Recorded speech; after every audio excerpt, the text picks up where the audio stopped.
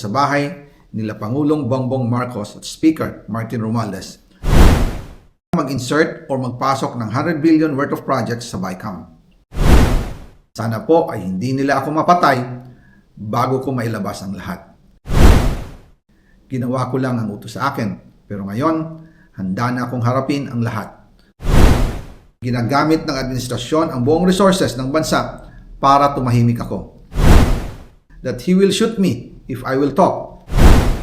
Gagamitin ako bilang panakipbutas sa kanilang kampanya laban sa korupsyon.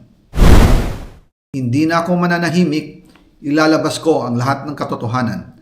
May resibo, may ebidensya, at may pangalan.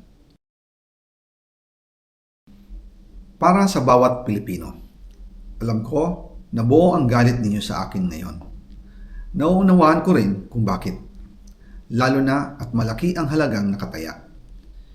Pero bago kayo humusga, hayaan ninyong ipaliwanag ko ang buong katotohanan.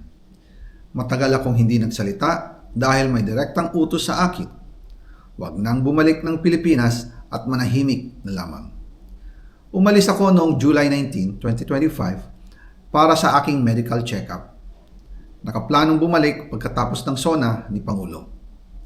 Pero habang papauwi na ako, tinawagan ako ni dating Speaker Martin Romualdez at sinabihan, "Stay out of the country.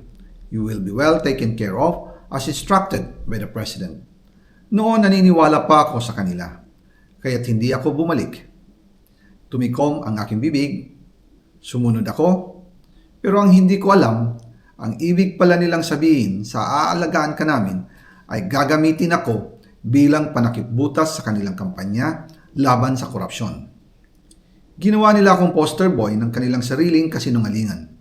Ngayon, hindi na ako mananahimik, ilalabas ko ang lahat ng katotohanan. May resibo, may ebidensya, at may pangalan. Nagsimula ito nung tumawag si Sekmina Pangandaman sa akin nung nag-umpisa ang BICAM process last year, 2024. Ang sabi niya, katatapos lang ng meeting nila ni Pangulo at may instructions na mag-insert or magpasok ng 100 billion worth of projects sa BICAM. At sinabi pa ni Sekmina, you can confirm with Yusek Adrian Bersamin dahil magkasama sila sa meeting ni Pangulong BBM noong araw na yon.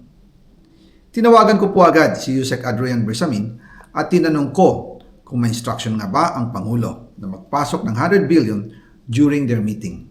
Ang sabi niya ay totoo nga po. Right after our conversation, tinawagan ko po si dating Speaker Martin Romualdez at nireport ko ang instructions ng Presidente to insert the 100 billion projects. At sinabi niya sa akin, what the President wants, he gets. After ng ilang araw, nag-set po ng meeting si Sekmina Pangandaman at Yusek Adrian Bersamin sa amin ni dating Speaker Martin Romualdez sa Aguado Building in front of Gate 4 ng Malacanang at nandoon din po si Yusek Jojo Cadiz.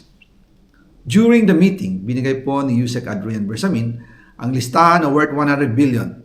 Tinanong ko po si Yusek Adrian kung saan galing ang listahan. Ang sagot niya, galing kay PBBM mismo at binigay niya ito mula sa brown leather bag.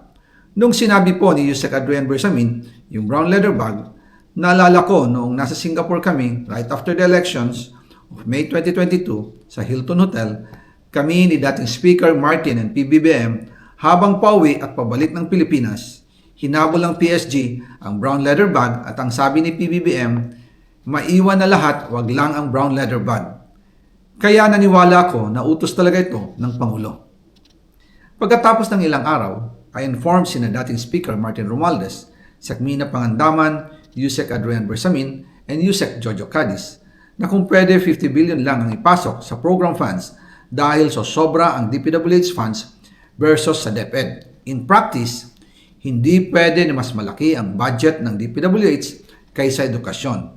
And yung balance na 50 billion, ilagay na lang sa program funds for the 2025 budget. Dahil Office of the President din ang nagre-release ng lahat ng unprogram funds. Pagkatapos ng isang araw, tinawagan ako ni Sekmina at sinabi ang mensahe ng Pangulo, ipasok ninyo yan dahil pinangako na sa akin ni Speaker Martin yan at hindi na pwedeng baguhin. Kumbaga, ang utos ng hari hindi pwedeng mabali. Again, I informed the Speaker and asked clearance about the instructions ng Pangulo. At ang sabi niya, wala tayong magagawa. Kaya po nagtataka ako kung bakit sinasabi ni Pangulo na hindi niya makilala ang budget, samantalang lahat na binawas at dinagdag sa mga ahensya ng gobyerno ay humihingi ng approval sa kanya si Sec. Mina Pangandaman.